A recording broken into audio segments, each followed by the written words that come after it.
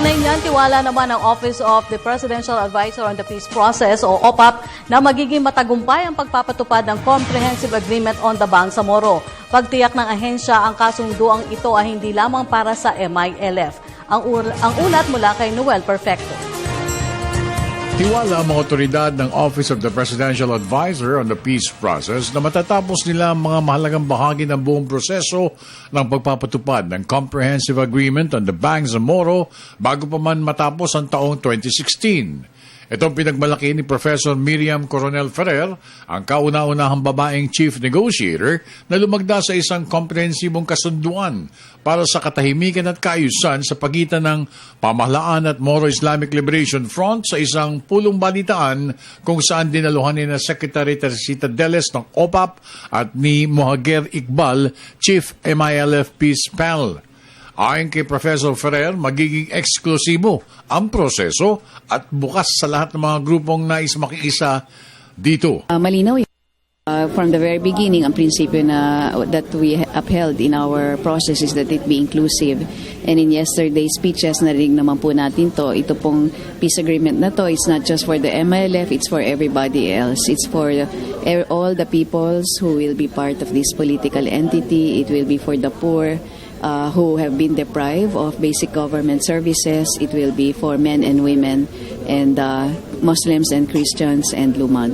Isa sa mga nakaumang na pagbabago na kaakibat ng naturang mahalagang kasunduan ay ang pagbubuo ng mga task forces na tulad ng pag-uusap tungkol sa issue ng amnestia at pardons.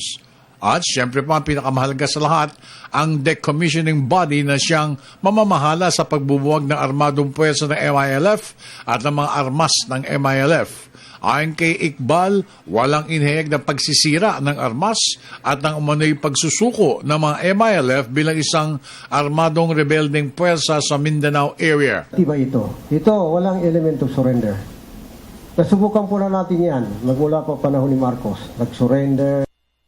Tapos yung mga armas binigay, hindi rin natin inabot yung ganito. So, pinag-aralan natin lahat yon. And then, ang findings natin ay, kung yun din ang gagamitin natin, o yun din ang gagamitin ng gobyerno ng Pilipinas, ang resulta, hindi rin natin ma-resolve itong problema.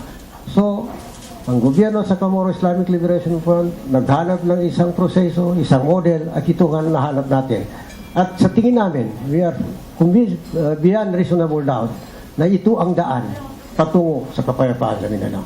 Sinabi naman ni Secretary Deles na ang naturang Comprehensive Peace Agreement ay hindi lamang para sa mga taga-MILF o Muslims lamang.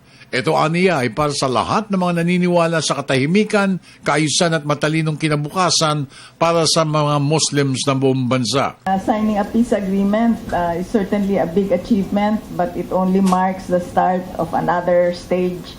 Perhaps in terms of change of the effects that we will want, maybe the more important stage, that all that we discussed and we agreed upon is the way to solve it, that it should be delivered on the ground.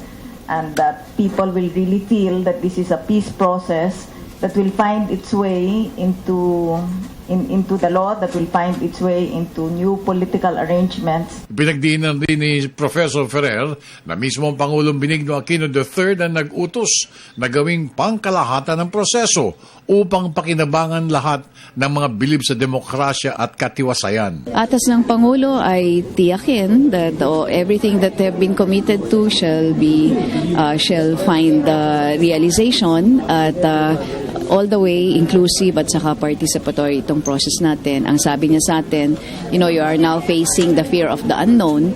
So malaking obligasyon natin na ipaliwanag sa mga tao kung ano ba to talaga at ipakita rin sa kanila habang nag-i-implement tayo na yung mga fears and concerns nila ay maayos na ma-address. Para sa Telebisyon ng Bayan, ako naman si Noel Perfecto.